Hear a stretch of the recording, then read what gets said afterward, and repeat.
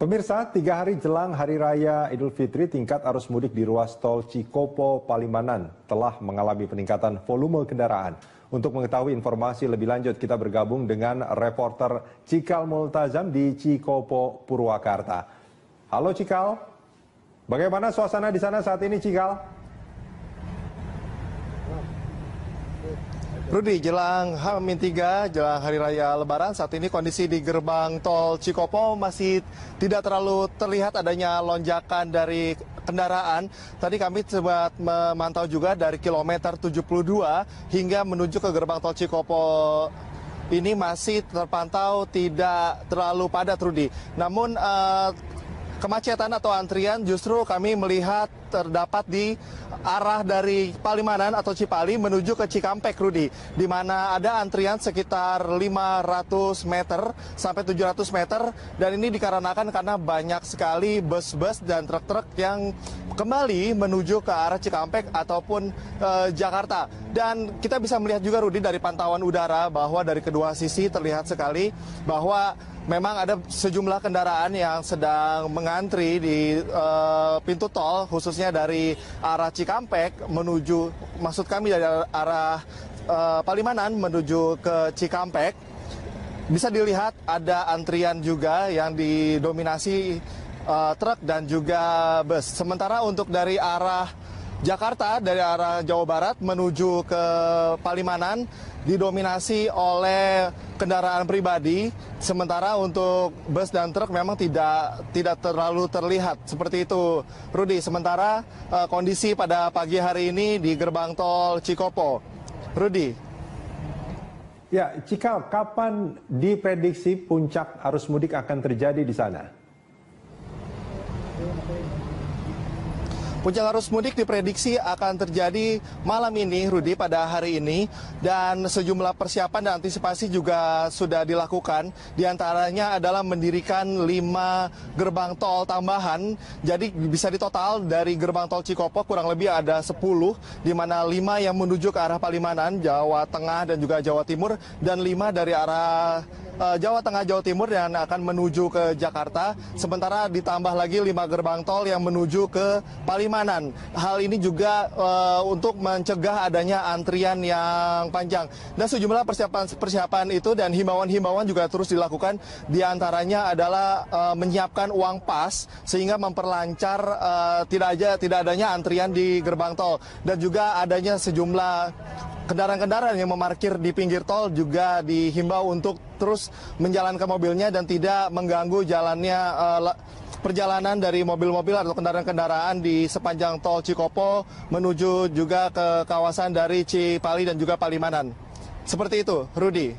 Baik, terima kasih Cikal Multazam melaporkan langsung dari kawasan Cikopo. Pemirsa, hari ini Telkomsel melaksanakan kegiatan mudik bersama, dan untuk mengetahui informasi terkini terkait itu kita langsung bergabung dengan reporter Erik Himawan di Parkir Timur Senayan, Jakarta. Halo Erik.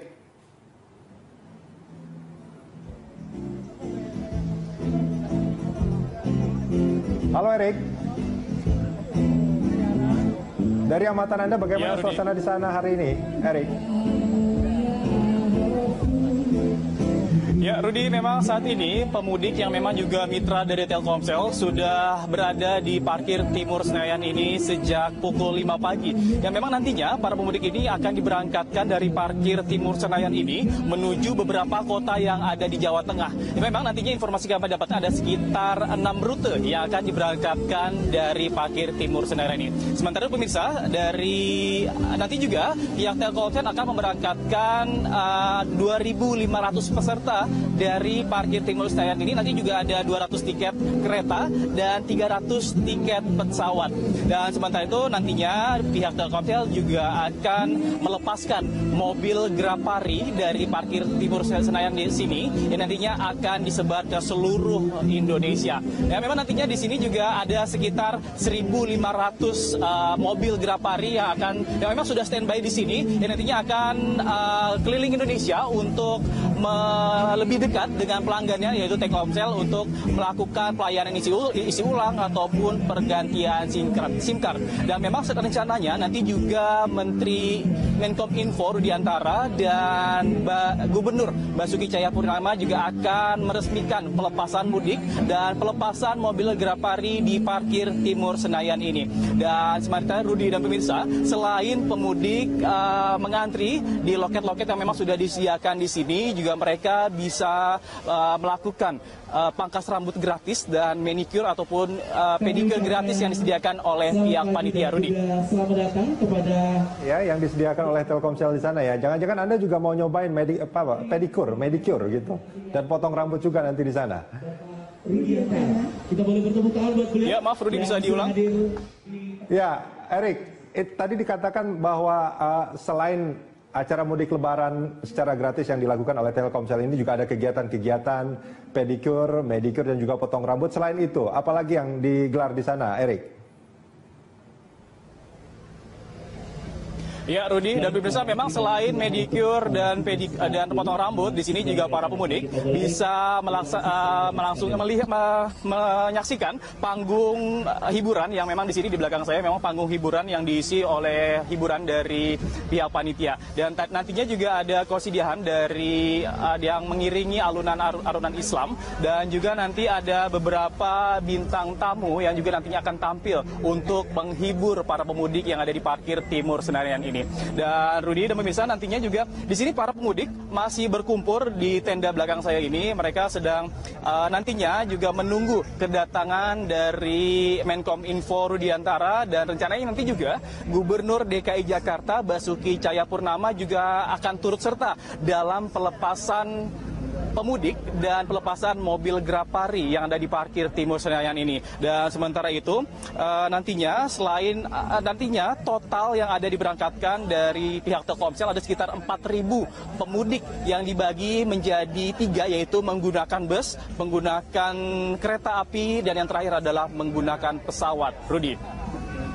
Baik, terima kasih Erik Himawan melaporkan langsung dari parkir Timur Senayan, Jakarta. Dan pemirsa, dari parkir Timur Senayan kita ke Bandara Soekarno-Hatta, Tangerang untuk memantau arus mudik di sana bersama reporter Berita 1 Faizin Adi yang sudah berada di sana. Faizin, halo Faizin, bagaimana suasana di Bandara Suta saat ini? Faizin, apakah sudah terlihat lonjakan calon penumpang?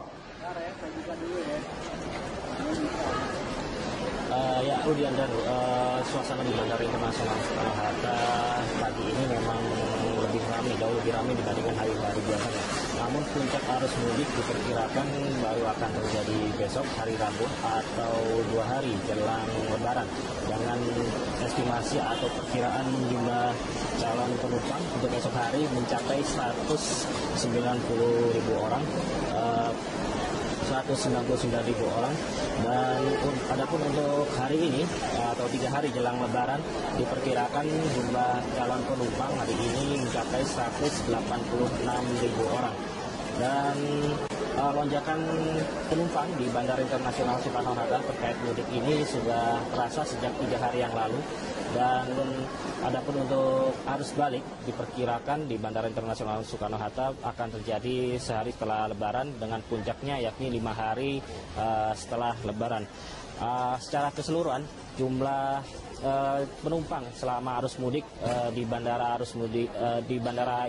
Internasional Soekarno-Hatta ini diperkirakan mencapai 2,7 juta penumpang untuk arus mudik tahun ini. Jumlah ini merupakan yang terbesar dibandingkan seluruh bandara di Indonesia, atau mencapai 50% untuk pemudik lewat jalur udara.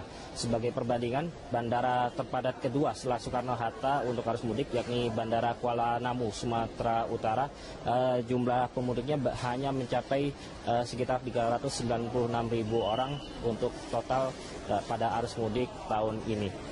Dan adapun kota atau rute-rute terfavorit mudik dari Bandara Internasional Soekarno-Hatta adalah di Surabaya. Ada 4 kota yakni Surabaya, Jogja, Medan, dan juga Denpasar. Denpasar ini penerbangannya untuk hari ini dari pantauan kami sudah mulai dibuka pasca erupsi Gunung Raung. Ya, Rudi. Ya, Faizin, dengan banyaknya jumlah penumpang itu, apa yang akan dilakukan oleh pengelola bandara? Antisipasi seperti apa yang sudah mereka siapkan? Ya, Rudi, antisipasi sudah disiapkan sejak jauh-jauh hari oleh PT Angkasa Pura II selaku pengelola Bandara Internasional Soekarno-Hatta ini. Beberapa antisipasi tersebut antara lain dengan penambahan slot yakni 250 kapasitas parkir. 250 slot kapasitas parkir di Bandara Soekarno-Hatta ini, dan tentunya penambahan slot parkir INAK ini diikuti dengan penambahan jumlah petugas yang mengoperasionalkan. Selain itu juga ada penambahan petugas bagasi sebanyak 200 orang petugas tambahan, yang ini diharapkan untuk mempercepat masa tunggu maksimal 30 menit. Selain itu juga ada penambahan sebanyak 570 kursi di ruang tunggu bagi calon penumpang baik yang ada di Terminal 1 maupun Terminal 2. Adapun untuk mengurai arus lalu lintas yang ada di Bandara Soekarno-Hatta ini, diadakan penambahan titik muat bagi taksi-taksi bandara yang beroperasional di Bandara Suta ini. Selain itu juga ada penambahan sebanyak 20 bis bandara yang ada di Bandara Soekarno-Hatta ini. Ya, Rudi. Baik, terima kasih Faizin Adi melaporkan langsung dari Bandar Udara Soekarno-Hatta, Tangerang, Banten.